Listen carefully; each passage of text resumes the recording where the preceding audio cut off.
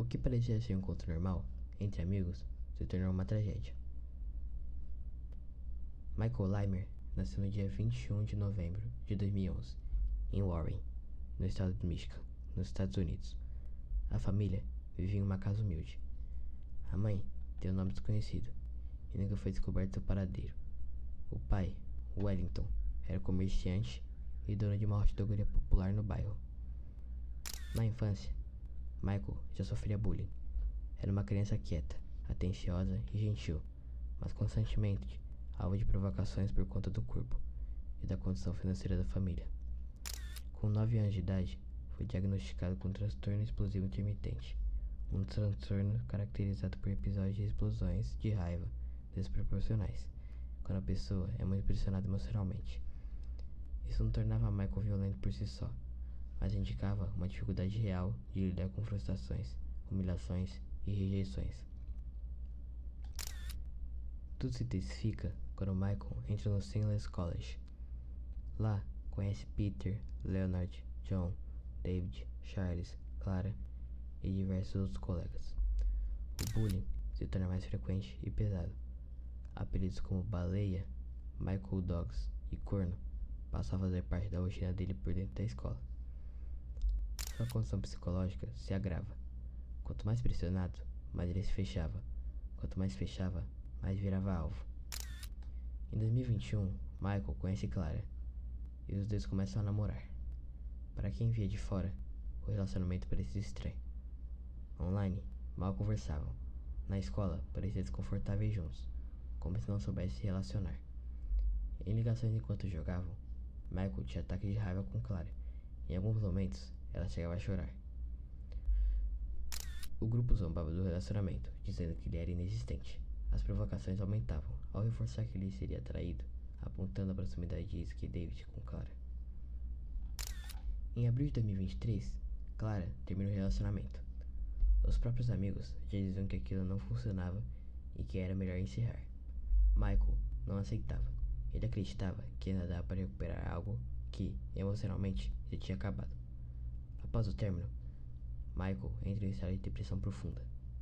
O bullying se intensifica. Chega ao ponto que ele não consegue mais responder às orações, apenas abaixa a cabeça. Em um dia específico, o refeitório inteiro começa a gritar, um coro: Michael, gordo, repetidas vezes. Ele se esconde no banheiro e chora sozinho. É nesse momento que a mente dele, em um estado de colapso interno, a dor deixa de ser expressa e passa a se organizar internamente como um ressentimento. É ali que nasce a ideia de vingança. O plano começa a se formar: chamar todos para um dia movimentado na hot-dogaria e cometer o pior. Na tarde de 27 de junho de 2023, meio-dia e meia, Michael convida os amigos para almoçar na hot-dogaria do pai, Wellington's Hot Dog. Às 1h30, Leonard, John, Charles, David e Peter chegam ao local todos juntos. Às 1h49, Michael vai ao banheiro e volta empunhando uma machadinha e um martelo. Nesse momento, o que acontece não é uma decisão fria, mas um colapso emocional acumulado. A mente entra em um estado de distanciamento da realidade. As pessoas deixam de ser vistas como indivíduos e passam a ser vistas como símbolos da dor que ele carrega. Michael entra em um estado de despersonalização. O ambiente parece distante. A raiva aparece misturada com vergonha, humilhação e sentimento de exclusão. Não existe planejamento racional. Existe uma tentativa distorcida de silenciar uma dor interna que ele nunca conseguiu expressar. Nesse estado, o cérebro não projeta consequências. Ele apenas reage ao acúmulo de sofrimento. Logo após sair do banheiro, os amigos estranham. Michael empunhava um martelo e uma machadinha. Michael logo em seguida é ferido no peito com um golpe de martelo. O local entra em pânico. As portas digitais dificultam a saída. Logo após o início do caos, Michael cruza com a família reunida. Para a mente dele, aquela cena representa tudo o que ele acredita nunca ter tido: estrutura, cuidado e pertencimento. Os colapsos emocionais, pessoas deixam de ser vistas como pessoas e passam a ser vistas como gatilhos. Os 4 membros são atacados brutalmente e acabam entre vítimas fatais. John e Charles quebram uma janela. Charles consegue fugir. John acaba entre os mortos. David se esconde dentro de uma lata de lixo. Enquanto isso, Michael desce ao porão. O ambiente fechado intensifica o estado dissociativo. Ali, ele encontra Isaac, melhor amigo de Clara. Para a mente de Michael, Isaac simboliza a substituição e rejeição. Não é a pessoa real que ele enxerga, mas o significado emocional que ela carrega. Isaac é assassinado. Logo após subir do porão, Michael encontra Peter, tentando ajudar Leonard, que está ferido. Peter corre à cozinha. Michael vai atrás. Michael acerta um golpe certeiro de machadinha no ombro de Peter.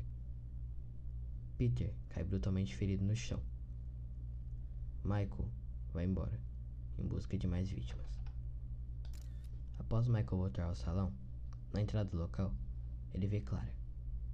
Ela havia sido convidada por Isaac e chega sem saber da dimensão do que estava acontecendo. Ao ver o local destruído, Clara fica paralisada. Ela tenta falar com Michael, que está empunhando uma machadinha.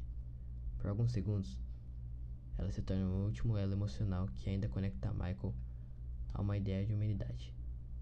Ele quase desiste, mas a mente dele, rapidamente, resgata tudo que foi associado à dor. As humilhações, o rótulo de corno, a rejeição pública e a esperança de recuperar algo que já estava perdido. Naquele momento, Clara deixa de ser vista como pessoa e passa a representar a perda e a humilhação. Michael vai para cima de Clara. O tamanho desproporcional entre os dois torna o combate inexistente. Clara é uma vítima fatal, sendo estrangulada, morrendo no local. Às 12h21 da tarde, Wellington retorna ao estabelecimento após resolver um problema externo. Ao abrir a porta, ele não encontra apenas um cenário de destruição, ele encontra o colapso da própria família. O ambiente em que ele construiu ao longo dos anos de trabalho agora é um espaço irreconhecível. O cheiro de comida, o barulho constante e as conversas do dia a dia foram substituídos por silêncio, tensão e medo. Quando Wellington vê Michael, o impacto não é apenas de choque, mas de negação.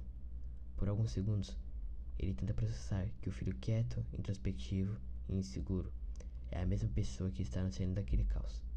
O olhar de Michael não expressa raiva explosiva, expressa um vazio profundo.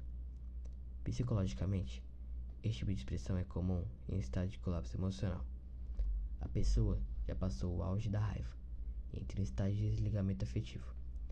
Wellington tenta falar com o filho, não como comerciante, não como alguém que tenta controlar a situação, mas como o pai dele. Ele chama o nome Michael.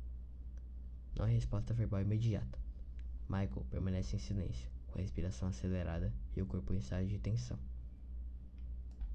Nesse momento, não existe diálogo real. Existe um encontro entre duas dores. A do pai, que percebe tarde demais que nunca conseguiu acessar emocionalmente o filho, e a do filho, que nunca se sentiu visto de verdade. Wellington se aproxima lentamente. Esse movimento não é interpretado por Michael como um cuidado, mas como uma ameaça. Em estado de colapso de cérebro, ele entra em modo de sobrevivência. Qualquer aproximação pode ser vista como tentativa de contenção. Naquele momento, a contenção é vivida como um ataque. E é nesse ponto que Michael demonstra esgotamento emocional. Não há mais discurso, não há mais justificativa. Existe apenas um comportamento automático desconectado da própria história. Michael vai correndo rapidamente atrás de Hélio. Hélio, paralisado, não tem o que fazer. Antes que tudo acabe, Leonard, mesmo ferido, recobra a consciência e se lança contra Michael. David sai do esconderijo e ajuda a derrubá-lo.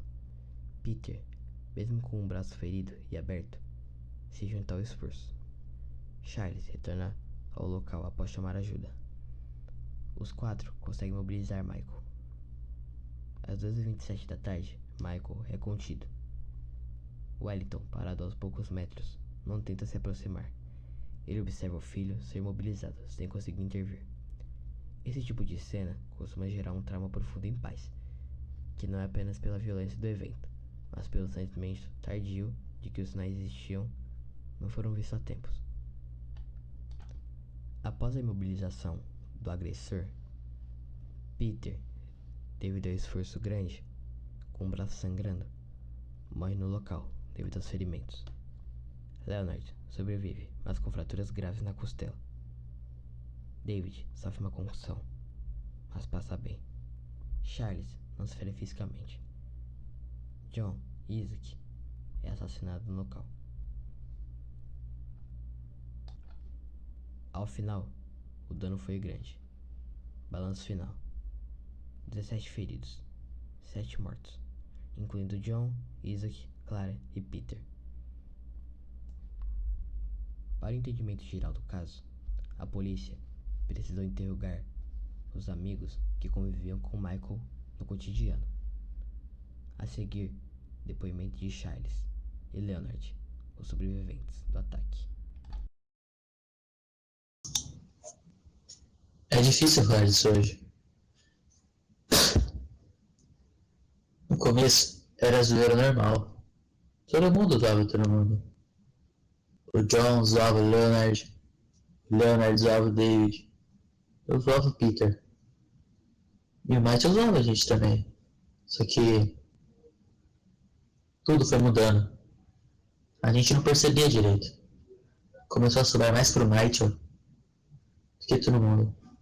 Eram piadas toda hora, apelidos, comentários sem noção. E eu via que o John e o Leonard pegavam mais pesado. Mas eu ria junto. Também entrava na zoeira. Na hora parece nada. Depois que você vê que virou costume zoar sempre a mesma pessoa, a gente achava que ele aguentava. Mas ninguém aguenta ser o alvo sempre. Se eu tivesse parado para pensar nisso antes, sei lá, talvez não teria chegado nesse ponto. Eu vacilei demais com ele. Real. Tipo. Eu gostava do Michael. Ele me zoava. Eu zoava junto com ele. Todo mundo zoava junto. Ele é meu amigo de verdade. Eu nunca quis ver ele mal assim. Mas eu não sabia parar. Eu zoava muito. Todo mundo zoava muito. Era como se eu sempre quisesse ir um pouco além, tá ligado? E na hora eu nem pensava, eu só falava. Eu não pensava o quanto ele ficaria mal com aquilo. Eu não tenho a nem noção de que isso aconteceria.